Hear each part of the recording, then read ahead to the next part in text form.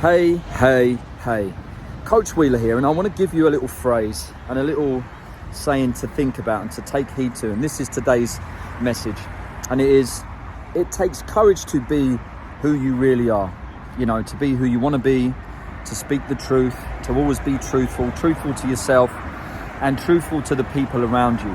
And you might think to yourself, what do you mean by that? Because I am honest with myself and I try not to lie. But have you ever found yourself in a situation with family, friends, your best friend, at work, any type of situation where you want to say something, you think, oh, I better not say that. It won't go down too well. I might not fit in. I might be outcast. I might be ostracized. It might make me look bad. All of these different things that we sometimes do. So we avoid the truth.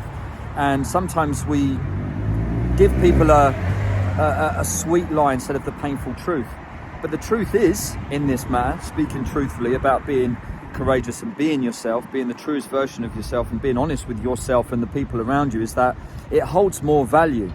It holds more value because you can then work on it. You know, if there's something that you do wrong or you did wrong or you don't like about yourself or like about someone else, you give them the opportunity and yourself the opportunity to change that, to learn from it, to grow, to not be offended by it and think, okay, to go away and say, that's fair.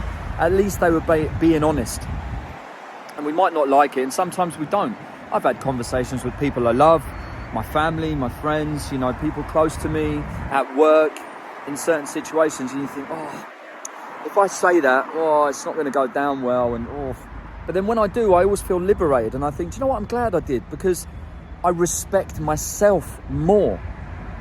I respect who I am more, and it's good for me. It might not be good for the other person, but as long as I'm not doing it in a hateful way or an unkind way or for malice or just to cause problems, then it's worthwhile doing.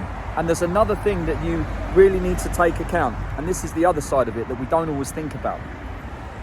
You imagine if someone told you something that made you feel good, and it was praise, and then you found out they give that praise out every 5 minutes. You think, well, it doesn't feel like praise.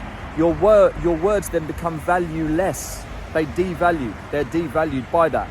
But if you know someone who's really harsh and always speaks the truth, and they're very brave and they have this ability to be honest and truthful, and they show the courage to be the truest version of themselves they can be, when they say something to you, their words hold more value because you think, wow, they wouldn't say that unless it was true. And it then becomes more valuable. You know, and if we have this society where everyone gets a trophy and everyone's equal and everything's the same, it kind of devalues the very words that you speak, because it's like, well, you say that to everyone, you know? So not only having courage to be who you truly are and be honest with yourself, but to be honest with other people. And let me tell you, from my experience, from the people I coach, from the people I've spoken to, and through my experiences through life, when you know someone is honest, it just feels better to be around them. And when you do it yourself, it kind of cleanses your aura, because you know you didn't carry a lie, you didn't hold on to something that wasn't true. And it's better for you.